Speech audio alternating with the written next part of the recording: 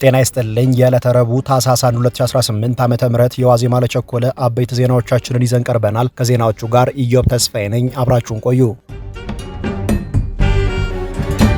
የንግድና ቀጠናዊ ትስስር ሚኒስቴር የዓለም የነዳጅ ዋጋን መነሻ በማድረግ በቤንዚን፣ ነጭ ናፍጣና ኬሮሲን የችርቻሮ ዋጋ ላይ በተያዘው ዓመት የመጀመሪያው የሆነውን ጭማሪ ያደረገ። ከዛሬ ረቡዕ ጀምሮ ተግባራዊ በሆነው የሶስቱ የነዳጅ ውጤቶች የዋጋ ጭማሪ መሰረት የቤንዚን፣ የነጭ ናፍጣና የኬሮሲን የችርቻሮ መሸጫ ዋጋ በሊትር ወደ 129 ብር ከ12 ሳንቲም አሻቅቧል። የአውሮፕላን ነዳጅ፣ የቀላል ጥቁር ናፍጣና የከባድ ጥቁር ናፍጣ ዋጋ ግን በህዳር ወር ይሸጥ በነበረበት የችርቻሮ ዋጋ መሰረት እንደሚቀጥል ሚኒስቴሩ አስታውቋል። ሚኒስቴሩ ባለፈው ዓመት ግንቦት በቤንዚን፣ ነጭ ናፍጣና ኬሮሲን ላይ ባደረገው የዋጋ ጭማሪ ቤንዚን በሊትር 122 ብር ከ53 ሳንቲም ሲሸጥ የቆየ ሲሆን ኬሮሲንና ነጭ ናፍጣ ደግሞ በሊትር 120 ብር ከ94 ሳንቲም በችርቻሮ ሲሸጡ ቆይተው ነበር።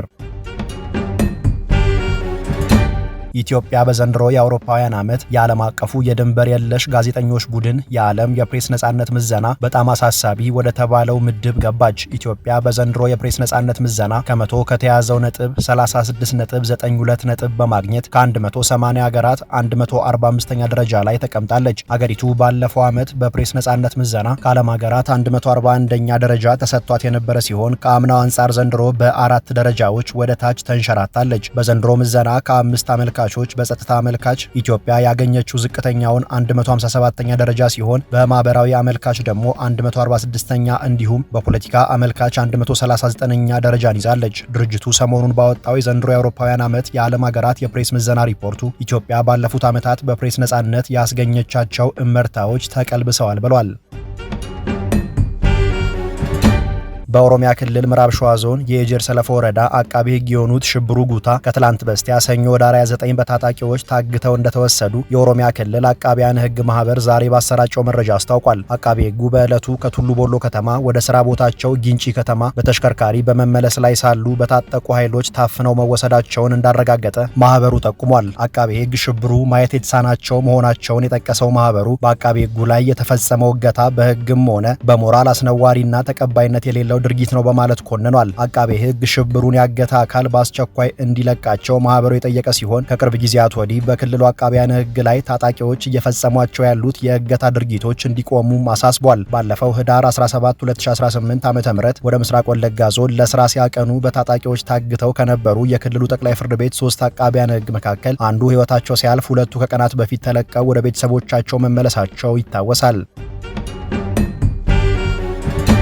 የጋምቤላ ክልል መቀመጫ የሆነችው የጋምቤላ ከተማ አስተዳደር በከተማዋ ከትላንት ጀምሮ የሰዓት እላፊ ታወጀ። የከተማዋ አስተዳደር ማናቸውም የሰዎችና የተሽከርካሪዎች እንቅስቃሴ ከምሽቱ 1 ሰዓት ጀምሮ መታገዱን በማህበራዊ ትስስር ገጹ ባሰራጨው መረጃ አስታውቋል። የከተማዋ አስተዳደር በከተማዋ የሰዓት እላፊ የታወጀው ከጸጥታ ጋር በተያያዘ ከመግለጽ ውጪ ዝርዝር ማብራሪያ አልሰጠም። የሰዓት እላፊው እስከ ስንት ሰዓት እንደሚጸና ወይም ለስንት ቀናት እንደሚቆይ ግን የከተማዋ አስተዳደር መረጃ አላመለከተም። አንድ ታጣቂ ኅዳር 28 ቀን ከኢታንግ ከተማ ወደ ጋምቤላ ከተማ በመጓዝ ላይ በነበረ አንድ የህዝብ ማመላለሻ አውቶቡስ ላይ ተኩስ ከፍቶ አንድ ተሳፋሪ መግደሉና ሌላ ተሳፋሪ ማቁሰሉን የክልሉ ፖሊስ ገልጦ ነበር።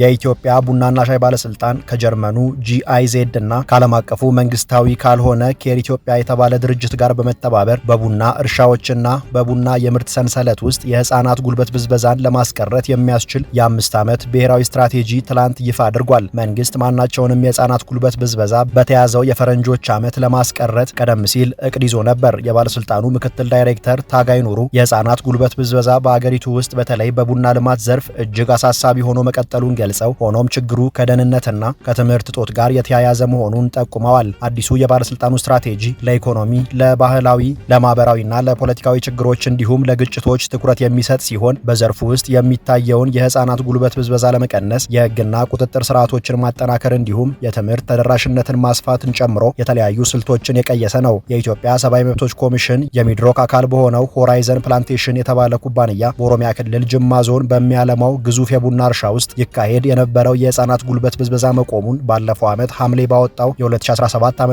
አገር አቀፍ የሰብአዊ መብቶች ሁኔታ ሪፖርት ላይ ጠቁሞ እንደነበር አይዘነጋም።